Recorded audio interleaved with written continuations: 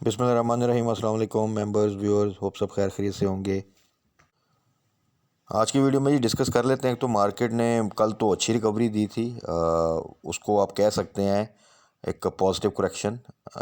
आज भी मार्केट ने 2 के पॉजिटिव क्लोजिंग दी, तो क्या ये रिकवरी कंटिन्यू करेगी या फर्दर अभी आगे दोबारा से मार्केट जो है वो प्रेशर ले सकती है। मॉनेटरी पॉलिसी है 23 को, तो उसका क्या इम्पेक्ट हो सकता है। प्लस कल के लिए क्योंकि फ्राइडे है, आगे फिर 2 दिन जो सा है वो हॉलीडे है, और उसमें पॉलिटिकल साइड पे क्या क्या डेवलपमेंट हो सकती है, वो किस तरह इम्पेक्ट कर सकती है, ये चीज़ें थोड़ी सी डिस्कस कर लेते हैं कि क्या कल कुछ स्टॉक्स को हम टारगेट कर सकते हैं या कल हमें वेट करना जो सा वो बेहतर है। तो सबसे पहले तो आ जाए मार्केट की तरफ। मार्केट ने जो कल एक अच्छा बाउंस बैक किया था, तो हमेशा जब मार्केट बहुत ज़्यादा डिप ले ले एक सिंगल डे में, और इनफैक्ट उससे पहले भी एक अच्छा खासा डिप है और मार्केट ने एक किस्म का जो है तकरीबन आप अगर देखें तो 2000 पॉइंट जो से लूज़ किए थे, तो उसमें एक बाउंस बैक आना जो सा होता है उसके चांसेस होते हैं अगर स्टेटस को भी रहे चीज़ें, यानी मज़ीद ख़राब ना हो या कोई मज़ीद बुरी न्यूज़ ना आए, आइदर ऑन इकोनॉमिक साइड और ऑन पॉलिटिकल साइड। तो उस सूरत में एक रिकवरी जो सी है इसको आप पॉजिटिव करेक्शन भी कह सकते हैं। जिस तरह एक मार्केट जब एक बुलिश ट्रेंड में होती है और एक अच्छे खासे जब पॉइंट्स ऐड हो जाते हैं तो एक नॉर्मल करेक्शन आती है, तो वो एक रिकवरी आप कह सकते हैं। आज भी मार्केट ओवरऑल जो सा अगर आप देखें तो पॉजिटिव क्लोजिंग दी, और वही स्टॉक जिन्होंने अच्छे थे स्टॉक और एक अच्छी रैली बनाई थी कुछ अर्सा पहले, स्ट्रांगली जो सा है वो अपनी पोजीशन जो सा है और अपनी प्राइस को होल्ड कर रहे थे, तो ये जो रिसेंट डिप है उसमें उन्होंने भी एक अच्छा खासा डिप लिया। उन्हीं में आप देखें तो एक रिकवरी भी जो सी है अच्छी आई। तो अब आगे के लिए क्या सूरत हाल है, देखें कुछ सेक्टर्स जिसमें आईटी सेक्टर है, वरी की ज़रूरत नहीं है। जिस सेक्टर ने आपको लास्ट ईयर अच्छा जो सा है वो प्रॉफिट दिया ज़्यादातर स्टॉक्स ने, और उसके बाद उनके अगर रिज़ल्ट्स आप देख लें तो आईटी सेक्टर का कोई स्टॉक भी उठा के देख लें तो उनके रिज़ल्ट में अच्छी ग्रोथ है अगर आप देखें तो। और आने वाले दिनों में, महीनों में, सालों में हम सबको पता है कि ये वो सेक्टर है जिसने भी फर्दर ग्रो करना है और गवर्नमेंट भी इसको हर तरह से सपोर्ट करेगी।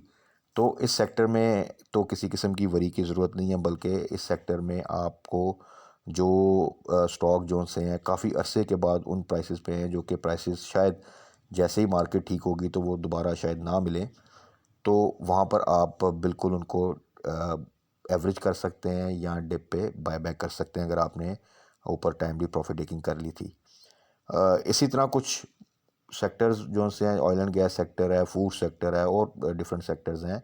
उनमें जो भी अच्छे स्टॉक्स हैं जिनमें आप ट्रेड करते हैं, जो हम डिस्कस करते हैं, तो उनके अगर बाय लेवल्स देखें जो कि अच्छे बाय लेवल्स हैं और उसके उससे भी नीचे अगर आपको मिल रहे हैं तो वहाँ पर पैनिक की ज़रूरत नहीं है, क्योंकि जो स्टॉक्स अपनी एक कंसिस्टेंट ग्रोथ दिखा रहे हैं अपनी क्वार्टरली रिजल्ट्स में, और आने वाले दिनों में और आने वाले जो रिज़ल्ट्स हैं उनमें भी हमें पता है कि ये एक अच्छा रिज़ल्ट शो करेंगे, इनका बिज़नेस ठीक है ओवरऑल, तो उनमें किसी किस्म की वरी की ज़रूरत नहीं है। बल्कि दिस इज़ द टाइम कि आप उनको जो सा है वो डिप पे जो सा है वो टारगेट करें और अपने पोर्टफोलियो में ऐड करें या एवरेज करें। तो जैसे ही फर्दर आगे जाके चीज़ें बेहतर होंगी तो फिर आप बेहतर तरीके से और क्विक रिकवरी जो सी है वो कर सकते हैं। लेकिन ये तमाम चीज़ों में ज़्यादा बेहतर तरीके से आप तभी कमा सकते हैं जब आप टाइमली प्रॉफिट टेकिंग कर लेते हैं या स्टॉप लॉस लगाते हैं। तो जिन्होंने तो ये दोनों ऑप्शंस में से कोई भी ऑप्शन यूज़ की है ड्यूरिंग लास्ट होल ईयर, तो उन्होंने तो इस वॉलेटाइल मार्केट में भी मिनिमम जो सा ना वो लॉस किया होगा, बल्कि कुछ ना कुछ बेहतर जो सा प्रॉफिट गेन किया होगा। ऑन द अदर साइड अगर आप हाई साइड पे बाय करते हैं, लो साइड पे सेल करते हैं, तो ये चीज़ हम बार बार डिस्कस कर चुके हैं कि ये तो फिर अल्टीमेटली जो सा है ऐसी वॉलेटाइल मार्केट में लॉस ही देती है। हाँ, बुलिश मार्केट हो तो उसमें चांसेस होते हैं कि वो एक करेक्शन के बाद क्योंकि स्टॉक फिर दोबारा से अपनी एक रैली बनाता है, नए हाई बनाता है, तो उसमें ये होता है कि इस तरह की गलत स्ट्रेटजी या गलत एंट्री जो सी है वो भी कवर हो जाती है और अल्टीमेटली आप ज़्यादा नहीं तो थोड़ा सा प्रॉफिट गेन कर लेते हैं। तो अभी कल के लिए देखें पॉलिटिकल साइड पे तो अब आपके सामने ही है, दो असम्बलियाँ जो सी हैं वो डिज़ोल्व हो चुकी हैं। उनमें अब केयर टेकर गवर्नमेंट का डिसीजन होने हैं। वो किस तरह डिसीजन, क्या पीसफुली उस पर एग्रीमेंट हो जाता है या वो एक नया प्रॉब्लम जो सा है वो स्टार्ट हो जाता है, तो ये चीज़ें आने वाले दिनों में पता चलेंगी। इकोनॉमिक साइड पे सिचुएशन बुरी है, रिजर्व्स हमारे बिल्कुल लो साइड पे हैं। दो के कुछ बेहतर न्यूज़ हैं जो कि हम एक्सपेक्ट करते ही थे कि पाकिस्तान जिस तरह के इस वक्त बहुत ही क्राइसिस में है, but at the same time एक ऐसा कंट्री है जिसको सम हो कहीं ना कहीं से जो सा हमारे ही अरब कंट्रीज़ या चाइना या कहीं ना कहीं से इतनी हेल्प ज़रूर आ जाएगी कि हम सरवाइव कर सकें। तो वही चीज़ें हैं आने वाले दिनों में फर्दर न्यूज़ बेहतर से, जिस तरह यूएई की न्यूज़ आई है कि उसने जो $2 बिलियन का उनका एक डिपॉजिट था उसको रोल ओवर कर दिया या लोन था। तो फर्दर न्यूज़ कैसी आती हैं, प्लस ये वर्ल्ड बैंक की एक न्यूज़ आ रही थी कि उन्होंने डिले कर दिया था अपना जो लोन है टू 2024, वो भी उसका भी डिनाइल आया है। तो प्लस इस वक्त जो सबसे इम्पॉर्टेंट है वो आईएमएफ है इकोनॉमिक साइड पे, जो उसके बारे में फिर आपको पता है कि तो प्रॉब्लम ये है पाकिस्तान में कि चीज़ें जौन सी हैं वो चाहे इकोनॉमिक साइड पे हों चाहे पॉलिटिकल साइड पे हों, इतनी ब्लंटली उनके ऊपर डिस्कशंस होती हैं चैनल्स पे कि वो एक अनसर्टनटी, एक कन्फ्यूजन जो सी है वो रहती है। वो किसी तरह भी दूर नहीं होती, क्योंकि हर चीज़ के दो रुख होते हैं। तो यहाँ पर तो सिचुएशन को ऐसे बढ़ा चढ़ा के भी बयान किया जाता है कि वो अगर उसका इम्पैक्ट अगर 30 या 40% आना है तो वो इस डिस्कशन की वजह से जो सा है वो 70-80% तक चला जाता है। तो कल के लिए थोड़ा सा अपनी चीज़ों को होल्ड करें। हाँ, जो चीज़ें आपने रिसेंटली जब डिप आया था वहाँ पे अगर बाय की थी और उनमें आपको प्रॉफिट मिल रहा है, चाहे वो 3% मिल रहा है, 5% मिल रहा है, 6% मिल रहा है, उनमें ज़रूर प्रॉफिट टेकिंग उस क्वांटिटी की ज़रूर करें। कुछ स्टॉक्स हैं उनको डिस्कस कर लेते हैं स्पेसिफिकली कल के लिए कि उनको क्या हम डिप पे बाय कर सकते हैं या एवरेज कर सकते हैं। उसमें सबसे पहले मिचल्स है। मिचल्स को अगर आप देखें तो जो रिसेंट इसकी एक रैली बनी थी 100 तक, और उसके बाद मार्केट की वजह से डाउन साइड पे आया, पर जब भी अब 85 के पास आता है तो चाहता है फ़ौरन बाउंस बैक करता है। और इसलिए अगर ये स्टॉक आपको कल दोबारा डिप पे 87 88 से नीचे मिलता है तो वहाँ पे आप इसको एवरेज कर सकते हैं या बाय बैक कर सकते हैं। अगर आपने रिसेंटली, जिस तरह के मैं हमेशा मेंशन करता हूँ कि जब भी 85 के पास आए, इवन 90 से नीचे आए, तो इसको आप वहाँ पे एवरेज या बाय कर सकते हैं। अगर किया हुआ तो फिर आप होल्ड करें इसको। तो आपने जो सा कम से कम 3 to 6 मंथ के लिए होल्ड करके टारगेट करना है। Yes, eight the same time अगर आप अच्छी क्वांटिटी में बाय करते हैं तो 50% आप क्वांटिटी को ट्रेड कर सकते हैं, 50% आप जो सा है वो मीडियम टर्म होल्डिंग के लिए रख सकते हैं। तो उसमें ये फ़ायदा होगा क्योंकि मार्केट वॉलेटाइल है, तो जो भी एक जिग जैग मूवमेंट बनेगी, अप एंड डाउन आएगा, उसमें अगर आप 50% को ट्रेड करते रहें तो वो आपको साथ साथ कुछ ना कुछ गेन देता जाएगा। 100% इसलिए नहीं मैं कह रहा कि इतना प्रिसाइज सम टाइम आपकी ट्रेड होती नहीं है, और जैसी चीज़ें बेहतर हुई तो ये स्टॉक अगर वर्टिकल मूवमेंट बना गया और आप उस वक्त सेल किया हुआ तो फिर आपसे शायद मिस हो जाए। एट द सेम टाइम 50% को ट्रेड करना इसलिए ज़रूरी है क्योंकि अभी मार्केट वॉलेटाइल है, तो उस वॉलेटाइलिटी में आपको कुछ ना कुछ ट्रेड तो मिल ही जाएगी इंशाल्लाह।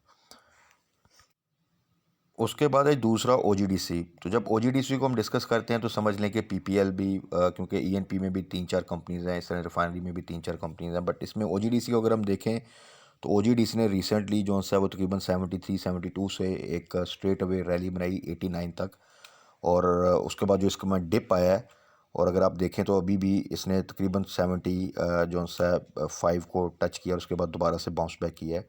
सो मे बी अगर मार्केट कोई खुदा न खास्ता बहुत ज़्यादा डिप नहीं लेती तो मुश्किल है कि दोबारा 73-72 तक जाए। But at the same time अगर ये भी आपको दोबारा से 76 से नीचे मिलता है तो वहाँ पे आप ज़रूर इसको एवरेज कर सकते हैं, या अगर आपने टाइमली प्रॉफिट टेकिंग की थी 80 से ऊपर या किसी भी ऊपर के रेट पे तो आप इसको बाय बैक कर सकते हैं। क्योंकि 75 या उससे नीचे का रेट, इससे बेहतर रेट आपको ओजीडीसी में वर्स्ट के सिनेरियो ही मिल सकता है। अदरवाइज़ ये वो स्टॉक है जो कि ओवरऑल अगर इसकी न्यूज़ देखें अब आने वाले दिनों में तो वो बहुत बेहतर हैं। प्लस जो एक इन्वेस्टमेंट के लिहाज से एक न्यूज़ समहाउ आती है कि जो हम यूएई के इन्वेस्टर्स को जो ऑफ़र कर रहे हैं, तो उसमें भी आप देखें तो वो OGDC जो है वन ऑफ देम। सो इसलिए OGDC प्लस जो रिकोडिक जो प्रोजेक्ट है उसमें भी इसके स्टेक्स हैं। तो वो प्रोजेक्ट डो के एक लॉन्ग टर्म प्रोजेक्ट है, but at the same time $multi-billion का प्रोजेक्ट है। तो in a long run OGDC in any case, अगर आप इसकी कंपनी की जो है फाइनेंशियल्स देखें, इसका बिजनेस देखें, सेक्टर देखें, तो आई थिंक कि वो बेस्ट चॉइस है कि आप जो रेट्स अवेलेबल हैं डिप पे अगर आपको मिले तो वहाँ पे आप ऐड करें, तो इजीली आप इसको दोबारा से 90 का टारगेट तो कर ही सकते हैं। उसके बाद है जी TPLP ने लास्ट ईयर बड़ी ज़बरदस्त स्विंग ट्रेड्स दी थी। अभी बल्कि ये इस ईयर अगर आप देखें जैन में ये जो मार्केट का डिप आया है, तो अभी ये प्रॉपरली उस तरह से परफॉर्म नहीं कर पा रहा, but at the same time overall अगर देखें तो इसमें कोई इशू नहीं है। जो इसकी ग्रोथ है, future growth it's very good. इसके जो प्रोजेक्ट्स जो मटेरियल इन्फॉर्मेशन आई थी वो आप सबके सामने हैं, हम डिस्कस भी कर चुके हैं। रिजल्ट भी ओवरऑल ठीक है, पे आउट भी दिया था इसने। सो 16 से नीचे, इवन 17 से नीचे बहुत अच्छी प्राइस है। तो 16 से नीचे आने का मतलब है कि वहाँ पे आप मज़ीद थोड़ा सा ऐड कर सकते हैं डिप पे। तो जैसे ही थोड़ा सा आप देखेंगे कि ये स्टेबल होगा, तो ये इमीडिएटली जो कि एज़ यूजुअल इसने 20+ हमेशा वहाँ पे स्विंग ट्रेड एक देता है, तो दोबारा आपको 20+ पे जो है वो प्रॉफिट टेकिंग का लेवल दे देगा। सो TPLP में भी जिनकी भी बाइंग है 16, 17 के पास या इवन 18 पे जिनकी है, वो यहाँ पे अगर आप देखें तो डिप पे एवरेज कर सकते हैं कल। उसके बाद है जी हपको। हपको को मेंशन करने का मकसद सिर्फ ये है कि हपको रेयरली जो है वो 60 से नीचे आता है। जब मार्केट ज़रा अच्छा खासा डिप ले ले तो उस वक़्त हपको, बट ये अगेन चांस है हम सब के लिए कि हपको जैसा स्टॉक अगर आपको इन रेट्स पे मिल रहा है तो वहाँ पे आप बाय करें तो डेफिनेटली एक अच्छा कैपिटल गेन, और एक शॉर्ट टर्म में एक अच्छा capital gain plus long term के लिए एक पे आउट प्लस कैपिटल गेन, दोनों चीज़ें आप इंजॉय कर सकते हैं। तो हपको को आप बिल्कुल कल अगर आप डिप पे बाय करना चाहें तो वो एक रेट जो है वो आप कंसिडर कर सकते हैं वहाँ पर, जहाँ पर आप मिनिमम रिस्क के साथ कुछ ना कुछ जो है वो प्रॉफिट शॉर्ट टर्म में गेन कर लेंगे। प्लस देखें जिस तरह की मार्केट है उसमें ये भी हम डिस्कस करते रहे हैं कि जो एवरेज का आपका स्ट्रेटजी होनी चाहिए वो वन गो में, यानी अगर आपने एवरेज करना है या बाय भी करना है तो आप वन गो में ना करें। जो भी आपने प्राइस टारगेट की है वहाँ पर 50% बाय कर लें और 50% कैश फिर होल्ड कर लें कि अगर उससे नीचे आया तो वहाँ पे हम दोबारा से इसको एवरेज करेंगे। तो ये स्ट्रेटजी ज़्यादा बेहतर, रादर क्या वन गो में आप कोई भी स्टॉक जो है वो बाय कर लें और मार्केट में किसी वजह से डिप आए तो आपको फिर वेट करना पड़े। तो कल के लिए ज़्यादा बेहतर स्ट्रेटजी ये है कि अपनी पोजीशंस को होल्ड करें। जिस स्टॉक में भी, जिस क्वांटिटी में भी आपको प्रॉफिट मिल रहा है वहाँ पे प्रॉफिट टेकिंग ज़रूर करें और कैश को सिक्योर करें, क्योंकि अभी भी आपको डिफरेंट स्टॉक्स में अच्छा चांस मिलता रहेगा डिप पे बाय करने का। और जब आप डिप पे बाय करेंगे और फिर रिकवरी आएगी तो वहाँ पे आपको अच्छी प्रॉफिट टेकिंग का चांस भी मिल जाएगा। बाकी फर्दर कल मार्केट क्लोजिंग के बाद आगे क्या न्यूज़ आती हैं, वीकेंड पे एक डिटेल डिस्कशन, मैक्सिमम स्टॉक्स जो हम डिस्कस करते हैं उनको देख लेंगे कि उनमें क्या स्ट्रेटजी होनी चाहिए। तो बाकी Monday will be very important, क्योंकि वहाँ पे मॉनेटरी पॉलिसी और जो मार्केट प्रेडिक्ट कर रही है, लेट्स सी कि इस दफ़ा जो मार्केट की प्रेडिक्शन है उसके अकॉर्डिंगली इंटरेस्ट रेट जो है वो इंक्रीज़ होता है, उससे ज़्यादा होता है या उससे कम होता है। तो तीनों सूरतों में डिफरेंट तरीके से मार्केट पे उसका इम्पैक्ट आएगा, तो उसको भी डिस्कस कर लेंगे। तब तक अपना ख्याल रखिएगा, दुआ में याद रखिएगा। स्टे ब्लेस्ड, अल्लाह हाफिज़।